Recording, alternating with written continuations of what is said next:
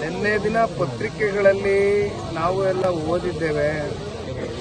ಸಾಕಷ್ಟು ಇವತ್ತು ಈ ಭಾಗದ ಶಾಸಕರ ಮೇಲೆ ಹತ್ತತ್ರ 67 ಎಕರೆಯಷ್ಟು ಜಮೀನು ಇವತ್ತೇನು ಹಲವಾರು ವರ್ಷಗಳಿಂದ ಉಳುವವನೇ ಇವತ್ತು ಜಮೀನಿನ ಒಂದು ಒಡೆಯ ಅಂತಕ್ಕಂಥದ್ದನ್ನ ಇವತ್ತು ನಂಬ್ಕೊಂಡು ಸಾಕಷ್ಟು ಇವತ್ತು ತೆಂಗನ್ನ ಹಾಕಿರ್ತಕ್ಕಂಥದ್ದು ಇರ್ಬೋದು. ಈ ರೀತಿ ಸಾಕಷ್ಟು ಕೃಷಿ ಚಟುವಟಿಕೆಗಳು ಮಾಡಿ ಪ್ರತಿನಿತ್ಯ ಅವರ ಬದುಕನ್ನು ಕಟ್ಕೊಳ್ತಕ್ಕಂಥದ್ದು, ಜೀವನವನ್ನು ಸಾಗಿಸ್ತಕ್ಕಂಥ ರೈತರಿಗೆ ಇವತ್ತು ಈ ಭಾಗದ ಶಾಸಕರು ಹತ್ತತ್ರ 67 ಎಕರೆಯಷ್ಟು ಜಮೀನು ಇವತ್ತು ಅವರಿಂದ ಯಾವ ರೀತಿ ಲಪ್ಟಾಯಿಸಬೇಕು ಅಂತಕ್ಕಂಥದ್ದು ಬಹಳ ಒಳಗಡೆನೆ ಒಳಸಂಚು ನಡೆಸಿ ಇವತ್ತು ಅದೆಲ್ಲ ಬಹಿರಂಗವಾಗಿ ಇವತ್ತೇನು ಪತ್ರಿಕೆಗಳಲ್ಲೂ ನಿನ್ನೆ ದಿನ ನಾವೆಲ್ಲರೂ ಓದಿದ್ದೇವೆ.